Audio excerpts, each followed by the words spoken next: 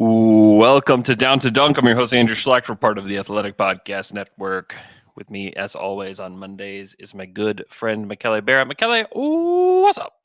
Well, first of all, is the fact that we don't have the intro threw me completely off. And B, it's good to be back on Monday. It's great. Oh, It's awesome. feels Not good. even a counter. Like it's 1, 2, 3, go. It's Yeah, okay. we're just Good. going right into it. We're Yeah. dumbing it down for YouTube just so people don't have to sit and wait for it. So, thank you so much for tuning in on YouTube. If you're tuning in live, be sure to comment along in the chat, just like Ethan Tucker is right now, and someone called The Guy. Wow. The guy. Sonically Bliss 11111. Thanks so much for tuning in. So the Thunder beat the Houston Rockets 123 to 110 in a very, very interesting game. In a game that looked like, oh man, this looks like the last 5 times they played in Houston because they had lost 5 in a row in Houston. And they're down, I think, 14 in the second quarter, and you're just you're just sitting here watching it like this, and you're like, why is this happening? Like, this is like they're playing so bad. There's like no effort, and the Rockets are giving everything that they have. I mean, every ounce of energy and all the physicality was coming from the Houston side, and the Thunder were just kind of going through the motions. And you're just, it's like, why does this always happen in Houston? Because it seems to happen every time. And then in the third quarter, they just woke up and they beat them 30 to 21. And then they just kept their foot on the gas, mostly because of Chet, who was insane in the fourth quarter. He said that he was doing his best J-Dub impression in the fourth quarter. They beat him 36 to 27. Ended up being a great game. Chet finished with 29, 8, and 7 assists, a steal, 3 blocks, only 2 turnovers, only 3 fouls in 33 minutes, 11 of 16, 5 of 8 from 3. And with the 5 threes, he got over the hump with 100 threes, and he's now the first rookie in the history of the NBA to have at least 100 blocks and 100 threes. He's got 150 plus blocks, but to get over 100 threes, and he's got 25 games left. Yeah. So, like, NBA history is just being shattered by him, and it will be. And Wembanyama's been doing stuff that's crazy too. Those two, as much as we, and this is a Thunder problem and a Spurs problem and like a whole NBA problem, like we have to try to tear, one of them down to build one of them up, and I'm even part of the problem. Let's just face that. They're generational players. Like, these are like 2 generational bigs that unlike anything we've ever seen before. Yeah. And it's just really cool that they're both this good this early. And you just start to kind of think about what could they possibly be, because this is one of Chet's best games. And he really was playing well off of Shea. And you're like, man, this is halfway through year 1 with these guys, and they're 40 and 17 part of the way through year 1. Like, what does this look like in year 2? What does this look like in year 4? What is going to happen when Hang these on, though. actually get to play together? Why are you making this a 2-man race? I mean, I know that they are the only 2 rookies, but in terms of future big men, there is also Alperen Şengün. Sorry. Wow.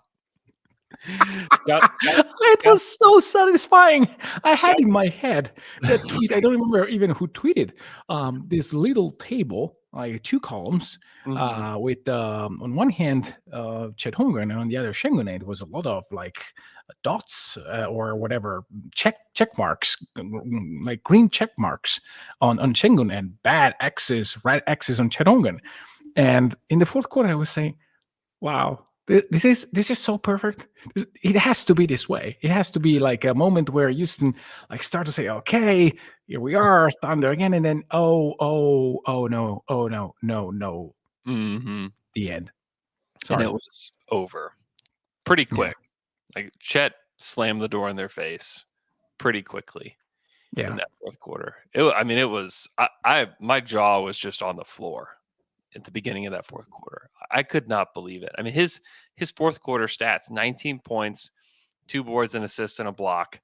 7 of 7 from the field, 3 of 3 from 3. Hit both of his free throws. I mean, he was as perfect as he could have been in the fourth quarter. It was crazy. The threes just consistently just falling, and from different places too. Like one from the corner, one from the right wing, one from the left wing. I mean, it just didn't matter. There was just no stopping him in this game. He's just a shooter. He's just a very good shooter.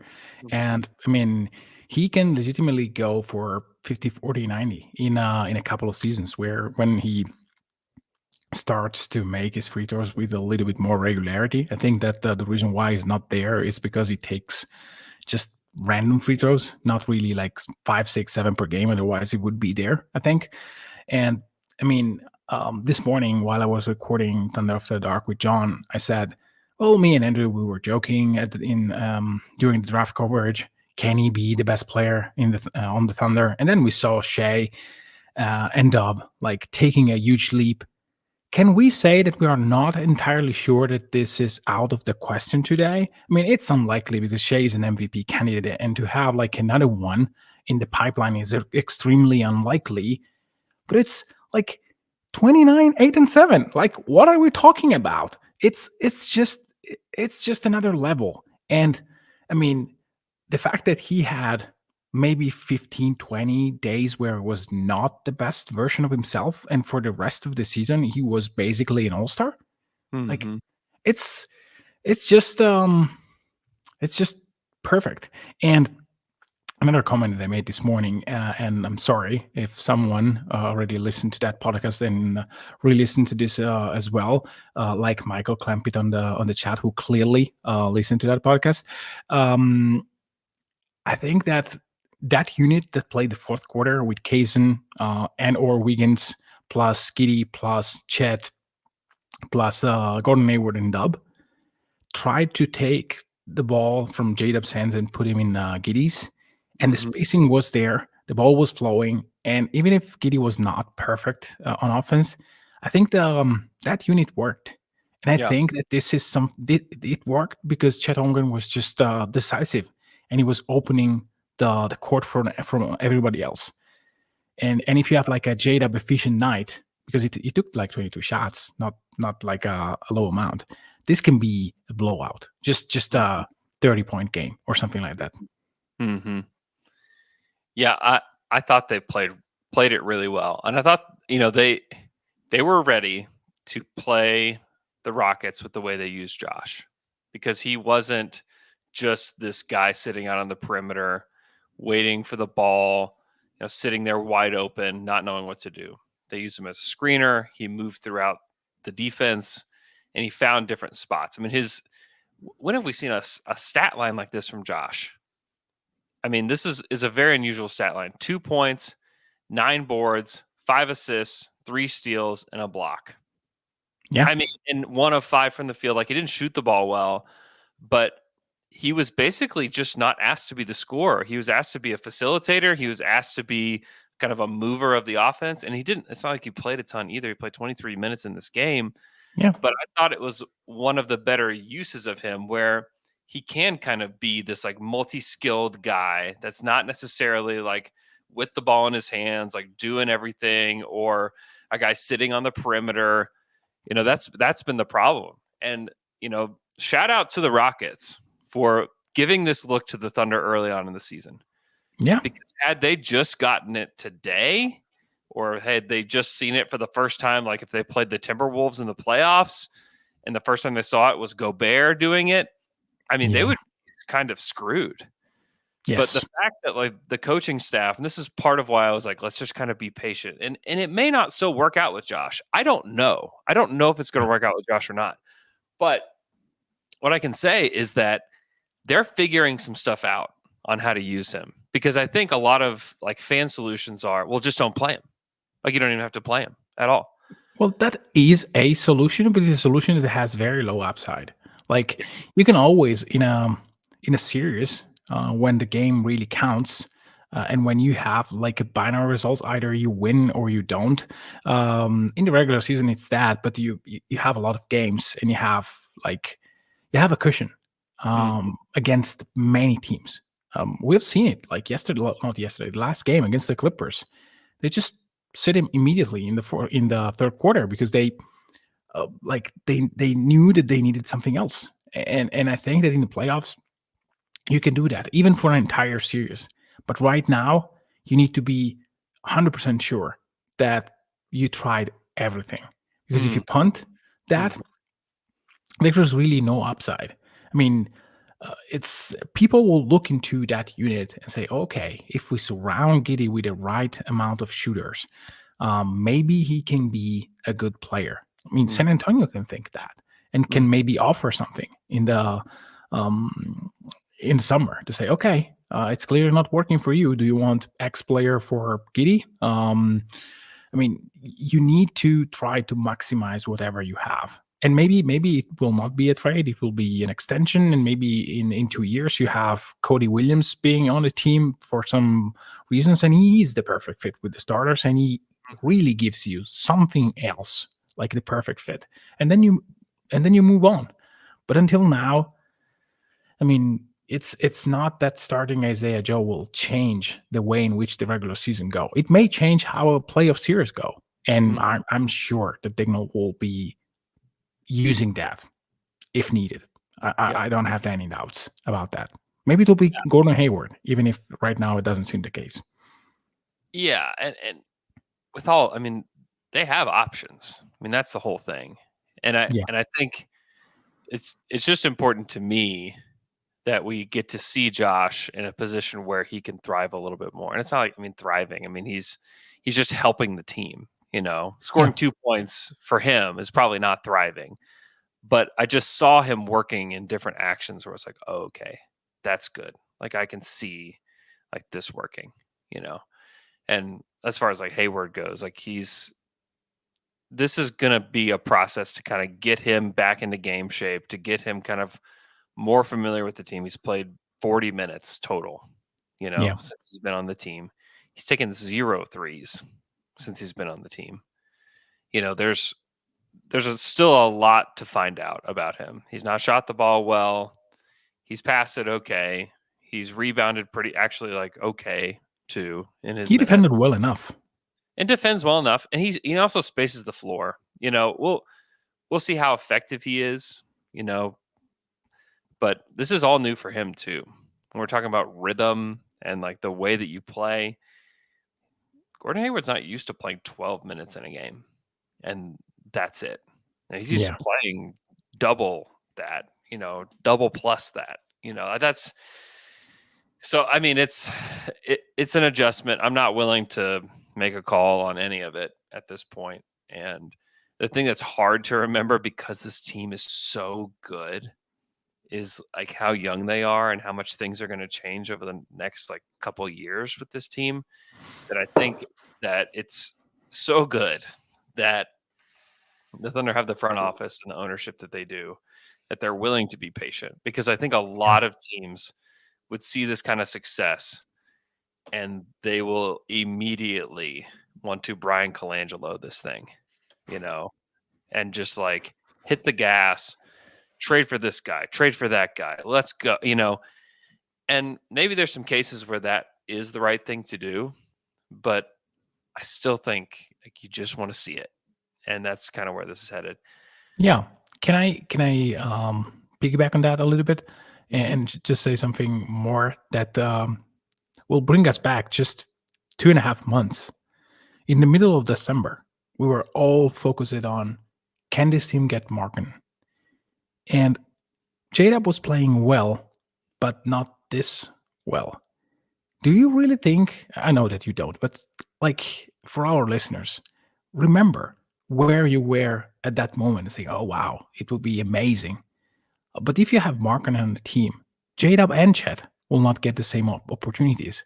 Yeah. And we may not see Sure. the two games in a row where both Dub and Shea make 30. Mhm. They almost did Chet and Shea last night. I mean, these things, if you have another player like that, they will not work as well. I mean, this is why, even if this team is ready, they have to go through their first run together and see what happens. They deserve that. They really deserve to be the guys that will just take the whatever the regular season gives them and bring it to the postseason and try to get the most. Will they be eliminated in the first round? Right. We'll take it from there. They deserve the chance to be to play that, to own that, to just own whatever results it comes, and then you can start discussing adjustments and whatever. I really think that this crew needs that. Yeah, definitely. We do have a super chat over here from L Sombra Regio 7, who says, did you see Thunder Focus's X thread of teams with 8+ net ratings? Since 97, 26 teams had 8+ net ratings. 10 of the 26 won the title. 12 of 26 made the finals. 21 of 26 made the conference finals. Only 5 were bounced early. And then he has another one. The math says teams with a net rating of +8 or above have a 38% chance of winning the title, 46% chance of making the finals, 80% chance of making the conference finals, and OKC has a net rating of +8.1. So, yep. I mean, the stats like point to and have been pointing to for a while that this is not just a normal team, that this is a contender and a team that can really make some noise in the playoffs. Yeah, they're 8.2 after that game yesterday. The number that I think a lot of like people in the NBA look to is even lower than that. That it's a +6 is like a contender status team. And if you look at who the teams are in the NBA right now, there's only 3 teams that have a +6. It's the Timberwolves, Thunder, and Celtics. I think there's probably more contenders than that. You know, the Nuggets won the title last year, and they did not have a net rating there. There's only actually one team with a +6 net rating last year. It was the Celtics, and the Nuggets won it with a 3.3 net rating, which I think is probably a little bit more unusual. Yes. But it's a good point that the +8 is even like the next level up, you know, because it's hard to distinguish yourself in this NBA. It's really, really hard. With the way that people talk about the Knicks and the Cavs and the Clippers and the Nuggets even, I mean, all those teams are less than 6. The Knicks are a 4.6. The Clippers are a 4.5. Nuggets are 4.1. You know, the Suns, people talk about the Suns, title contender, +3.1. People talk, I mean, they talk about the Mavs right now. Talk about the Mavs through the roof. Oh, they're +1. Yeah. So to distinguish, they can be extremely dangerous. Oh yeah, they can be dangerous for sure. But to distinguish yourself the entire season, that number, like that +8, just it doesn't lie. However, the playoffs are different. The playoffs are different, and the Thunder have not. Yes. They have not been there yet, and so I want to caution myself before I say, yeah, they're making the conference finals. Like, let's let them win a game together. Let's let them win a series together before we're just like ready to just jump to that expectation, because the numbers indicate that we could jump to that, but we also have to understand that the playoffs are a different beast, and it is really, really tough. And the teams that did have the best net ratings last season didn't even make it to the finals. Yeah, didn't even make the finals. Yeah, and it can be that depending on who you're facing, you will face different difficulties. Maybe some will be, hey, I'm playing the T-Wolves, which will not happen in the first round, bearing some like catastrophic stuff from either team. And it's, hey, I'm facing the best defense, and when the best defense plays hard in the playoffs, free throws are so hard to come by that, I mean, we need to find avenues to be different when we face those teams. Shea will not have the same impact. So how do we get that impact back? Maybe it's facing LeBron and Anthony Davis, and even if we love parity in the NBA, I would not like to face those two guys in a playoff setting when they know exactly how to leverage whatever it is to leverage in a playoff environment. And maybe it's the series where they do so and then losing in the next round. Same with like facing Luka and Kyrie. They can go extremely hot, and then maybe you see that what what you really need is either J-Dub to taking a step forward and be the 3-4 stopper, or you just need someone that can stay one-on-one with bigger guards, bigger, taller ball handlers. So, like, there will be very different difficulties that this team will face, but they have to start facing those. They did some in the regular season because I think that it's clear that nobody is taking OKC lightly. They actually scheme for them every single night. They play hard against them. As much as like OKC did to opponents last year in January, where they were playing so freaking hard that everybody was just confused. Like everybody is doing that to OKC because this is when you're good, when you're great, everybody wants to take you down. So they faced some of these adversities, but facing a guy like Ty Lue, which every single game will have something new for you that you have to account for, or just I don't know, whatever. It's going to be different, and I really want to see that. I can't wait because that will be probably one of the most exciting basketball that we will witness this season. Yeah. I also think that the Thunder can put out there lineups that nobody else can and that nobody else can deal with. And it really all kind of starts with the fact that you can play Chet at center. Yeah. And then you can put everybody else around them, because then you can put lineups out there where everybody can dribble, pass, and shoot. Everybody. And you feel good about it. You feel comfortable with it. And it really messes with the way that teams want to defend.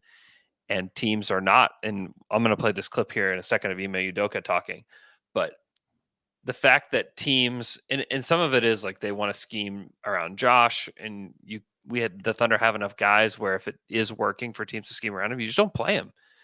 You just don't play him. And then what? And we saw what happened against the Clippers whenever they put Isaiah Joe in there. I think like started to really tilt the Thunder's way. And then the Thunder did find lineups that they could put, Josh in at the end of there, and it really like helped them a ton because he's playing against second units. And so I think that like there's some magic there that they can kind of capture, but a lot of it does start with the fact that they can play Chet at center, and he really kind of messes with the way the teams want to defend. Here's a clip of Ime Udoka talking at the post game yesterday.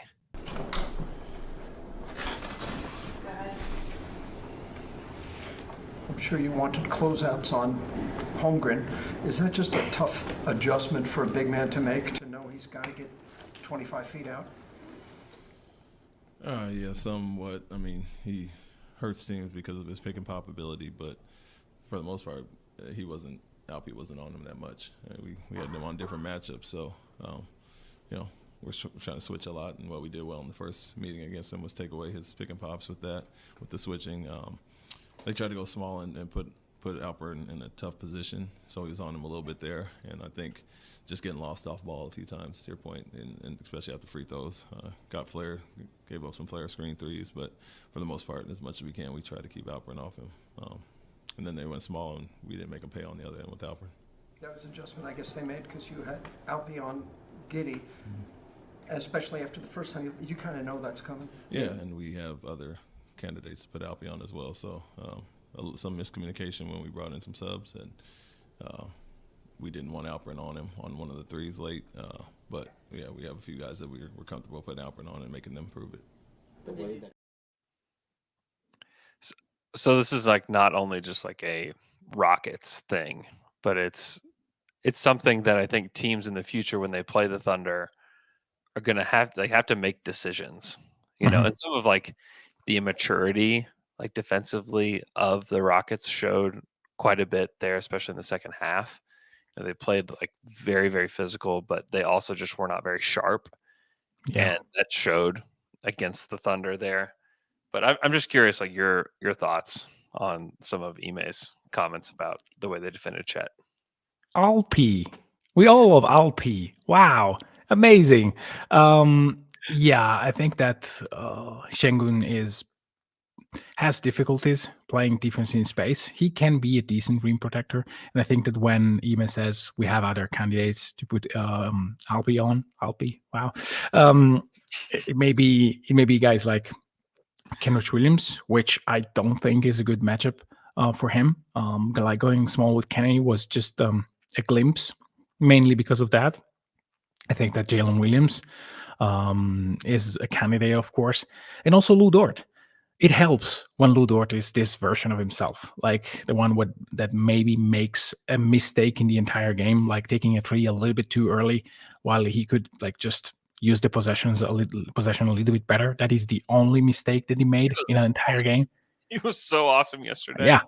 Yeah, exactly. If you have that kind of Lou Dort for opponents, it becomes so difficult. Mhm. Think about the game against Minnesota where Lou had very good looks and he just missed them, which happens in a one game analysis. If it was like last night, Lou Dort, that game is a win for the Thunder, and that strategy looks very dumb because Lou Dort is for the entire season a 40+% 3-point shooter, and he's playing exactly the role that you thought he could play, and I thought he couldn't because of the shot selection and just the lack of improvement from the 3-point line. Now, I think that when you have a player like Alpi, you have to make compromises, and when you're not sharp enough, then those compromises are going to ruin you on both ends. Because I think that Ime is right. Ime Udoka is right. They didn't use Şengün as well as they could because they started playing. I think it's later in that clip when he said that they started playing one-on-one too much without really leveraging their advantages. I mean, I said it again this morning with John that when Jalen Green started to go one-on-one, I said, nice. This is so nice. I really hope that it continues because, yes, it can happen that Jalen Green goes supernova. And you know what?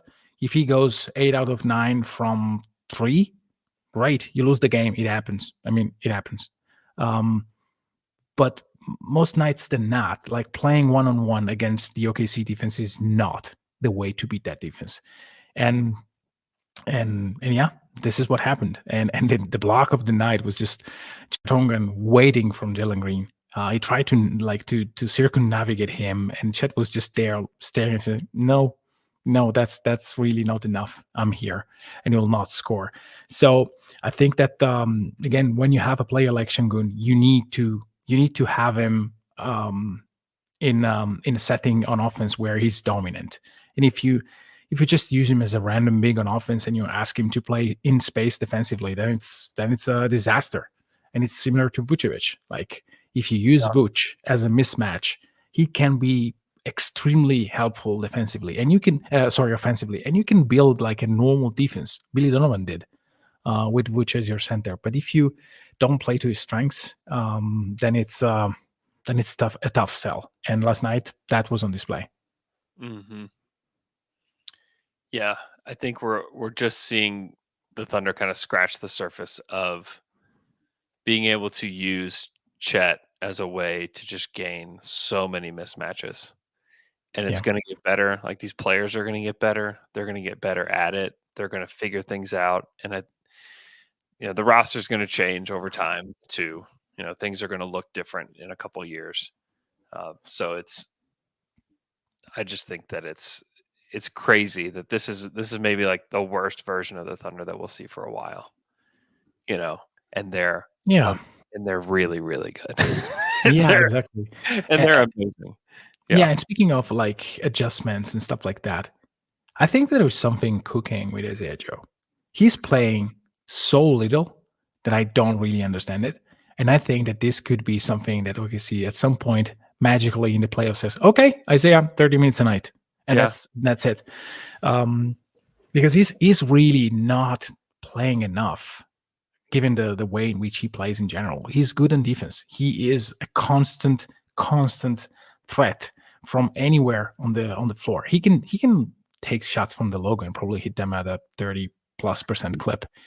So Like, what are we talking about? Why he takes like 2-3 shots? I think that this is sort of by design. They are not playing him in crucial lineups unless they really need to. And this is something that can be like a playoff move where, yeah, this is what we are. And now try to guard us. Yeah.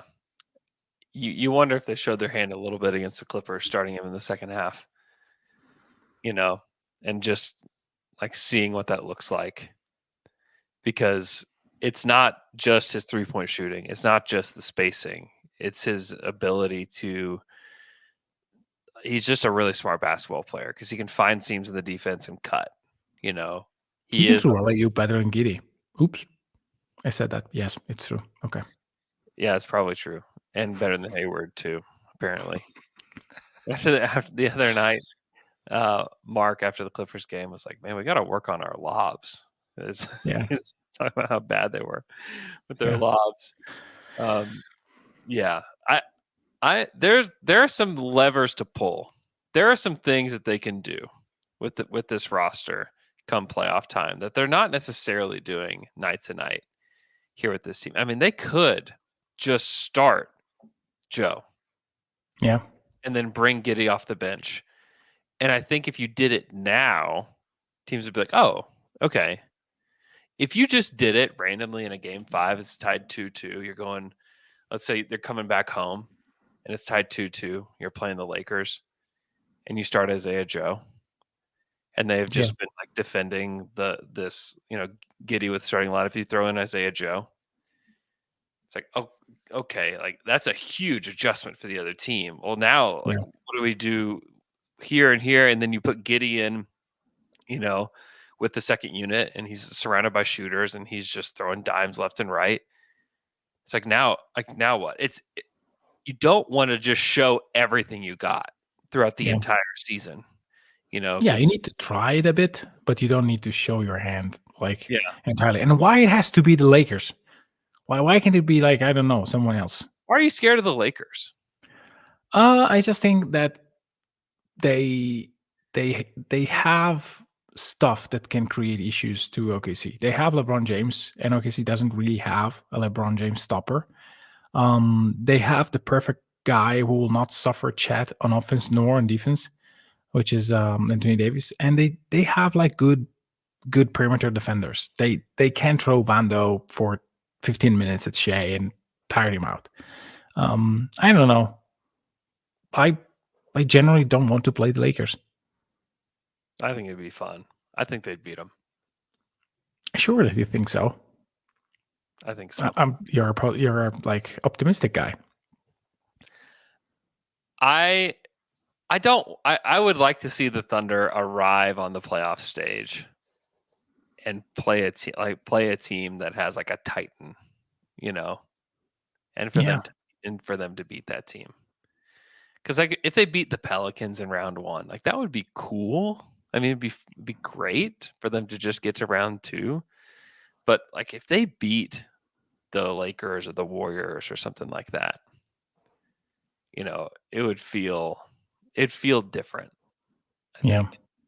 And they would be on ABC too, which would be also cool. And to not be might swing my judgment if you guarantee me that is Mike Breen like commenting those, I would actually allow whatever. Yeah, and like honestly, like I know that they've got this great net rating. I don't think they're going to win it all this year. I think they have the potential to win it all in the next like few years. Like absolutely they do. I would love to just see them arrive on the stage and play like a team that's going to put them on ABC and for them to go out and beat them. Because I think they can do that in the second round. They can do like Clippers in the second round. That would be actually a great second round matchup. Isn't that interesting? I mean, the Clippers, I was talking to just Clippers beat writers before the game, and like both from our company, Law Murray, and then I was talking to the guy from ESPN, and they were both like, yeah, I think the Thunder are going to kill them tonight. And I was like, why are you saying that? And like, they just struggle against young teams, like young athletic teams. It's like, that is really interesting. Because like the Clippers that's a really good team. Like they're really stacked. Yeah. I mean, there's some Titans on that team, man.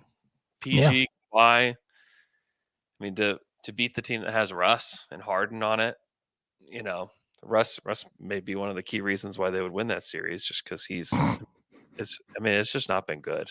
I mean, yeah. So I mean, I don't know. I just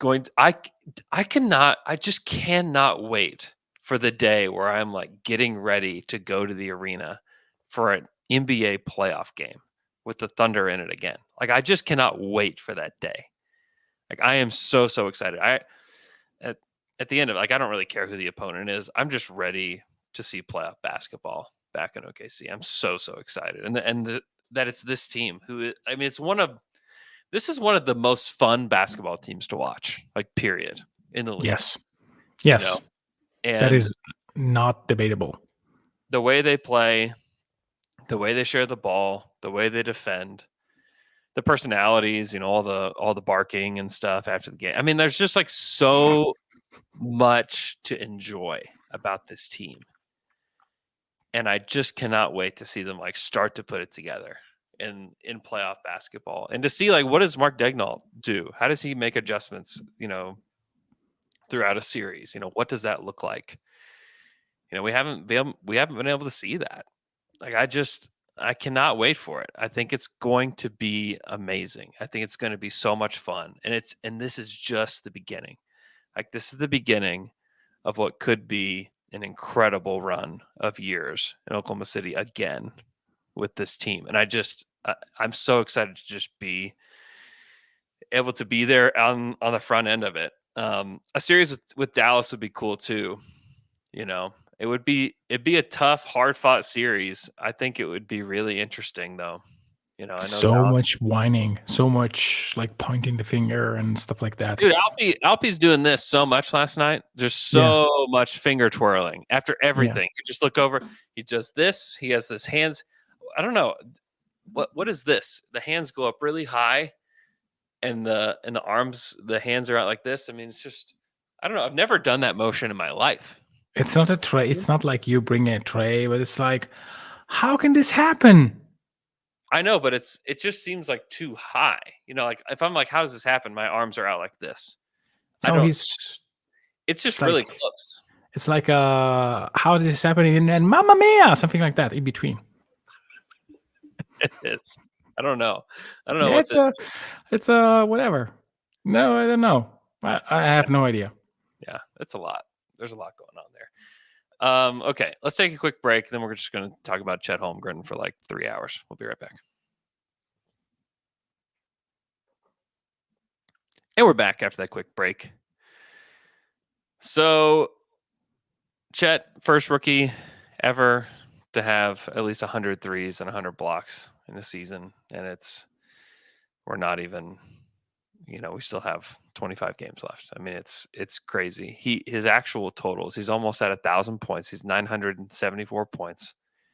He's got 151 blocks, 154 assists. He's got 39 steals, and he's got 100 made threes. Yeah. And it is insane what he's been able to do in his very, very young NBA career. Yeah, it is. And I mean, I think that we are just scratching the surface of what he can do offensively. I mean, he likes to dribble a lot, and last night he lost a few of those because like you don't want to really dribble against VanVleet. But apart from that, I think that the shooting, we're just seeing a marginal, not saying marginal, it's just a tiny picture of what he can be in the future, because I think that the shooting can be way more than that. Not in terms of percentages, it's not going to be way more than 40 and change percent from three, but he can shoot from anywhere. And I think that OKC is not using him that way. I think that for a reason, because when you have Giddey, you don't want to have Chet on the mid post. Yeah. But if you have like 5 shooters that can surround Chet and you play him at the elbow, I mean, like, good luck with that. If you have him at the elbow where he can just take a fade away against basically everybody, or just pass the ball to a wide open shooter, like, try that and let me know, because this is where Dirk was just magnetic, and the defense had to adjust, had to double, had to do stuff like push him out of that position, being physical and whatnot. And Chet is not really doing that yet, but I think that he has them. He has those shots in him. He can be like a very efficient mid-range shooter. And I know that the mid-range jumper has just been forgotten from the majority of the people, including Anthony Edwards, who doesn't want the genius whatever. But if you are like a 48, 49, 50% mid-range jumpers, that is an extremely valuable shot, because like defenses will have to adjust to you. Same way that they do to Shea. Shea is not like, is more efficient from 3 than from 2 for sure. But it's to have that shot as a counter, that is of immense value. And again, I think that Chet will use that going forward. Yeah. Yeah. Chet recorded 29 points, 8 rebounds, 7 assists, 3 blocks against the Rockets. Kevin Durant is the only other Thunder player to register those numbers. Wow. That's crazy. Yeah, it is. That is absolutely crazy. And then the Thunder hit 40 wins before 20 losses, which is Phil Jackson's contender rule last night. They only have 17 losses. Last season, when did they reach 17 losses last year? December? Yeah, December 14th. Yeah. They reached 17 losses December 14th. We're February 26th. We're almost to March. Yeah. And that's the amount of losses that they have. I mean, it is pretty crazy that they're already there. So yeah, they reached like 17 losses 2 months after, and they reached 40 wins 2 months earlier. Yeah, that's a symmetry, balance. Amazing. Yeah. Wow. It's true. And they were 11-17. Yeah. When they had 17 losses last season. They were 11-17. They still ended up getting 40 wins. But they didn't hit 40 wins until April 9th last year. Yeah. Like, that's when they hit 40 wins. We're in February 25th. They hit 40 wins. I mean, it's a crazy jump. I mean, the jump from the 21-22 season to 22-23 was wild. It was wild. I mean, it didn't take them very long at all to get to 17 losses. It was about the same amount of time, actually. That's what's kind of crazy, is that it was December 10th when they hit 17 losses. In 22. Mm-hmm. Yeah, I remember us discussing that the season felt different, but looked by the numbers very similar in terms of win and losses. KD was not playing well, and Dub was just starting to get into a groove. So yeah, it happened later, and this is why Presti was so cautious, I think, saying that they played basically a good month and a half, which actually was the case, but it was way closer to how they are playing now. I mean, that was the blueprint. That was OKC basketball. Then they lost themselves because, again, you need time to solidify habits and stuff that you do on the court to a certain degree. And now they are playing at full strength almost every night. It still happened that they have a bad game. Pistons, Mavs, it happens. But they don't have extended bad stretches. I mean, last season, I think they had 6 stretches where they lost 3 or more games in a row. Yeah. So they started the last season, they lost 3 in a row. Then they won 4, and then they lost 4 in a row. And then there's like 1, 2, 3. There's like a 5-game losing streak in here. I mean, it happened 6 times where they lost at least 3 in a row last season. It hasn't happened once this year. Yeah. And the last 5 times that they lost the game, they also lost the next one. They lost just in couple. It's weird. It is weird. 1, 2, 3, 4 times that they've 4 done times, that. yeah. Yeah, that is bizarre. It is bizarre, yes. They lose 2 in a row and then they win. Yeah. It's only happened 1, 2, 3, 4, 5 times where they've lost a game, then they immediately win. Yeah. The resiliency of the team. I mean, that's a word that I hear Mark say all the time, and it sounds maybe cliche or just kind of like, okay, whatever. But I mean, it's true. Like there's like some true resiliency that exists within this team. And a lot of it is the consistency of Shea.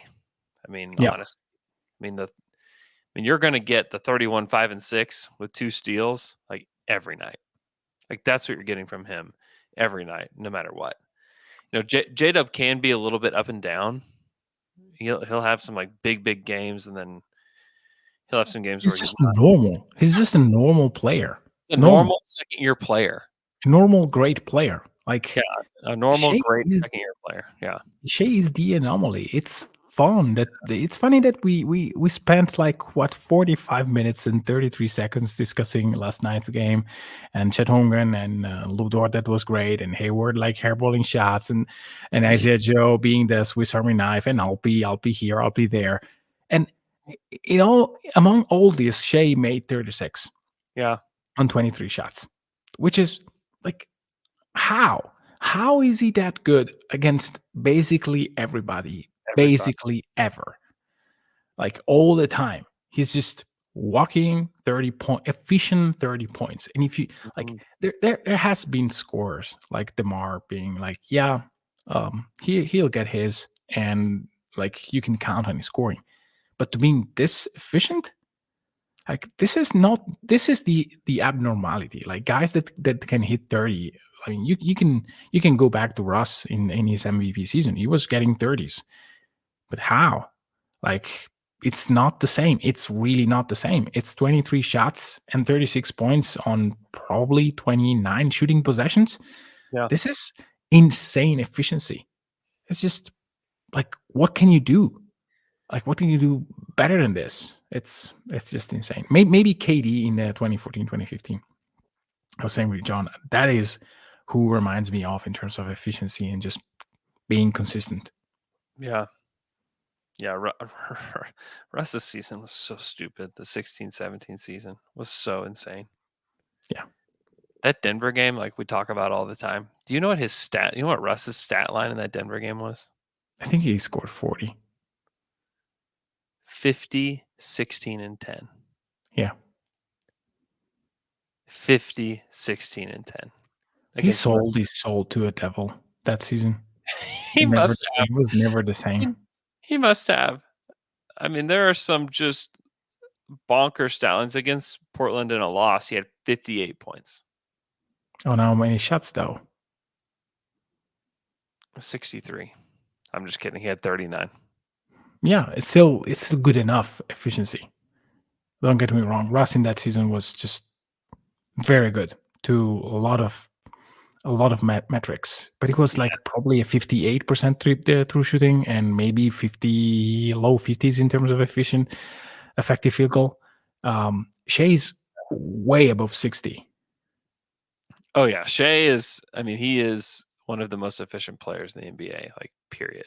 And like, yeah, Kevin is like one of like the comps. I think. Like, let me look up his 14-15 year, because it was. Or was it 13-14? 13-14? Yeah. Yeah, probably so. Yeah, 13-14. Yeah, he didn't take more than 34 shots the whole season. Kevin didn't. And he was like not playing with Russ for a majority of it. Yeah. His season high. Oh my gosh. He had 54 points on 28 shots. Yeah. One game that season. I mean, Kevin was unbelievable. He had 30 or more points, 40. Let's see. What is that? 41 times. I mean, it's crazy. And Shea is on his way to doing more than that. And this is a different era of scoring and all of that. But I mean, this is the kind of guy that you just like dream about building your team around. In Shea. He's unselfish. He defends. He's consistent. I mean, it is crazy what he has been able to do this season. Because I mean, he's had like a few games where he just hadn't shot the ball well, but He had the one game against Denver that was just, it is almost like unimaginable that it will ever happen to him in his prime ever again, that he will score 7 points in a game. I mean, that was like one of the weirdest games ever. Then against Dallas and that just stinker of a game, 17 points against the Clippers and another stinker, 19. And then he had 20 or more in all but 3 games. And then he's just, I mean, he's had the most 30-point games of anybody this season. He scored 43 twice, 43 other times. I mean, just the consistency of Shea, where he doesn't have to have, I mean, his season high in shots is 30. He did that against Golden State. It was an OT game, right? Was it? It was at home. Then no. Yeah, they won by 2. The OT game, he had 29 shots and had scored 40 in that one. But he's really just hovering around 20 shots a game, 18 shots a game, and he's scoring 30, and he's making it look easy. And he is an outrageously good teammate. He's the leader of this team. I think he's been the second best player in the NBA next to what Embiid was doing, and now Embiid's not able to play. And I've said it many times. I think he should win the MVP. I think there's a good chance that he wins it, and he deserves every bit of it. And he is continuing to get better, and he's the exact kind of player that you want to build your franchise around. And it is a crazy blessing that they got him in that Paul George trade. I mean, oh my gosh. I mean, I could think about it, like the Thunder would still be in pretty good shape had they not gotten Shea. Like they would maybe be a kind of team like the Magic are right now. Yeah. Where it's like, this is a good team. Like, wow, look at this good, young, scrappy team. You got like J-Dub and Giddey and Chet kind of leading the way. And I know that things will look well, if they don't have Shea, they will probably be in the race for Wemby. They may have been. I mean, honestly, yeah. I mean, honestly, you just don't know. I mean, honestly, the whole timeline changes. Like everything, you can wipe all of it away if Shea's not on the team, if you like butterfly affect this team. But like the fact that they have him is franchise altering and potentially league altering for a long time. Yeah. Because of what he is and the character that he's displayed as the leader of this team. I mean, it's tremendous. It's tremendous what he's been able to do. And the Thunder fan base is so incredibly lucky because like this doesn't happen. Like this is not normal. Like this is not normal to have any run like this at all.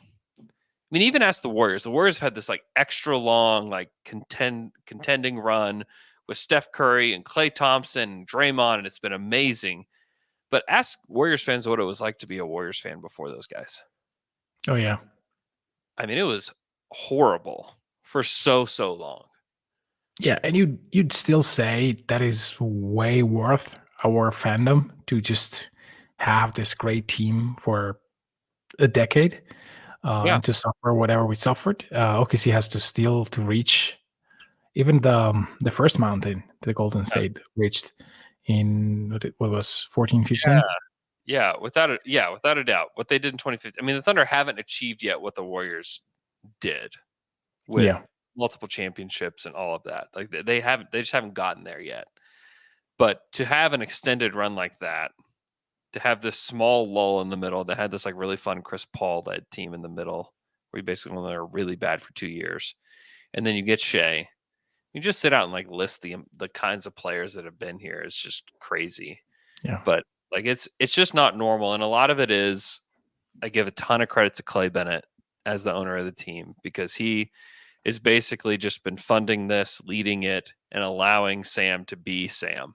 And like having the wherewithal to know and to have and it really is kind of humility when you kind of break it down, like to have the humility to let Sam handle his business and let Sam be Sam and know that I don't know better, because it takes an extreme amount of humility to be able to be as like important as he is and to be as like well connected and wealthy and all of that as he is, to be able to say like, no, like this guy knows better.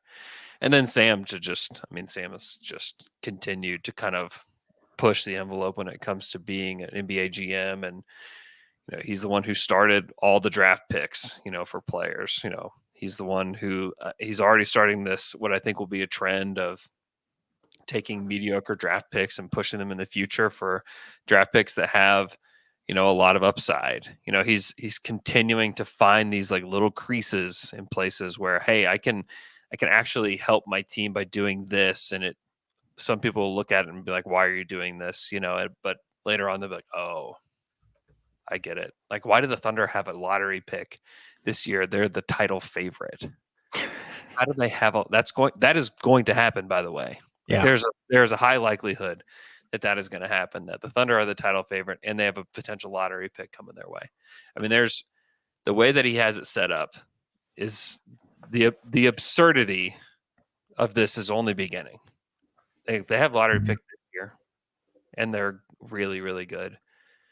But what happens when these guys have played in 4 years in the playoffs together and they have a lottery pick up their way? I mean, it's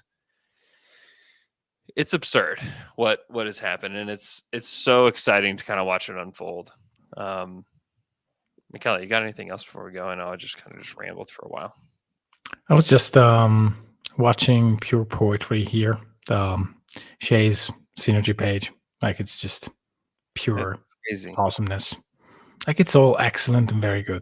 Like, all of it is just like 92nd percentile in pick and roll ball handler. That is like crazy.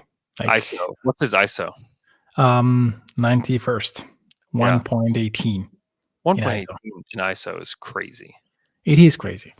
And I kind of want to click and see who's ahead of him, just to see the kind of players that are ahead. I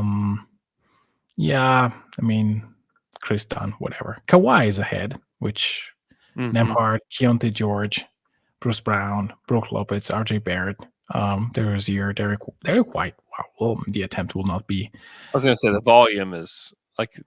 What about volume? Like, where is he as far as? I was about to filter on like at least, I don't know. Yeah, give me the frequency.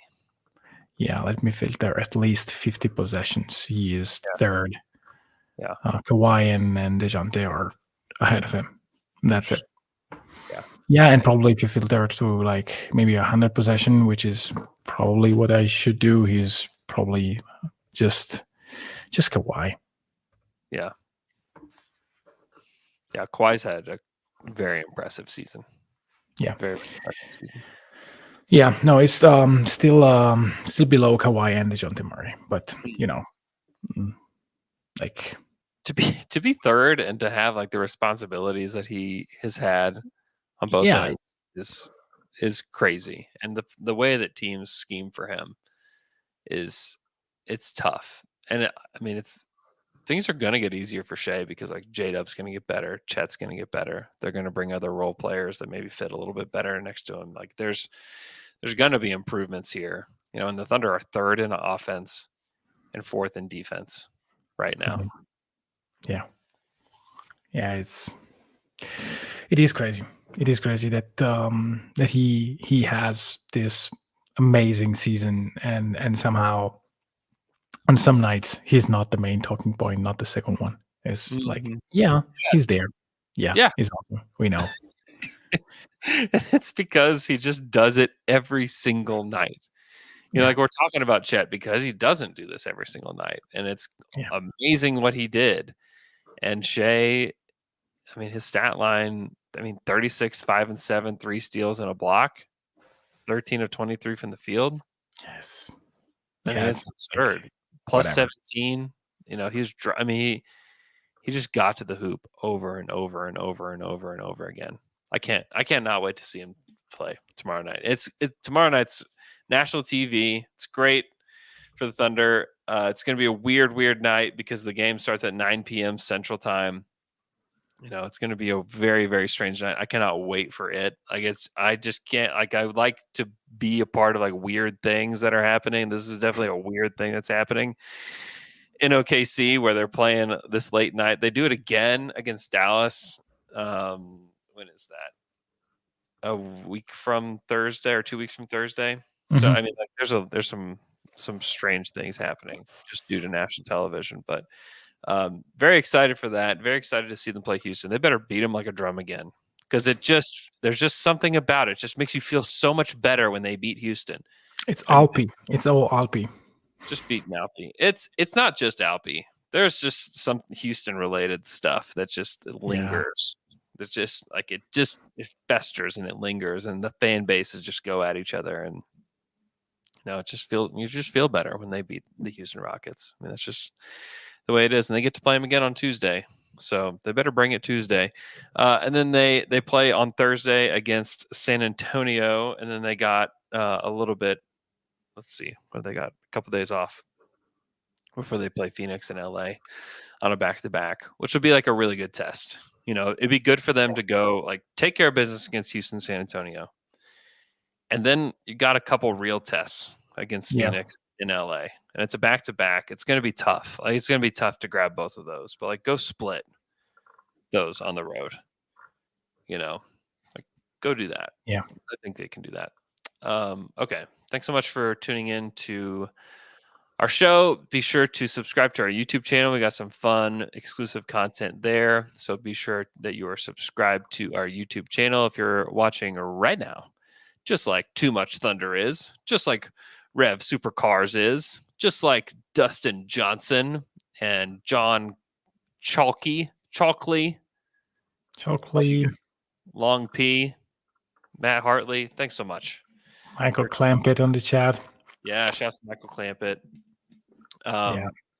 Yeah, so be sure to tune in for that. We used to have people type in where they're from in the chat, and that's how we would end the show. We could, if you have any desire to just type into the chat where you're from, because we have some listeners all over the world that listen to Down to Dunk that are Thunder fans from all over. So if you have any desire to do that, you could do that. We could do that moving forward because it's kind of fun. But yeah, it's gonna be a fun, several weeks watching this Thunder team. We got OKC, Northwest OKC. We've got a late night in London from Cameron. Oh my gosh, we got a San Diego. We got Saudi Arabia in the chat. Too Much Thunder is living in OKC, but he's from Seattle. We got Chatamus and Yukon. We got Tulsa, Nashville, Arkansas. This is crazy. Minnesota in the chat. Late night in London. It's 8 p.m. British people. What do you know? Yeah. We got Sandy in New York City. Sandy Clips in New York City. Oh, we got Lawton. Yeah, let's go. More people in New York. This is wild. So thanks so much for listening. Hope you guys are having an awesome day. We got Star Chive from Hillsdale. Hope you guys are having an amazing day. We'll talk to you guys again on Wednesday.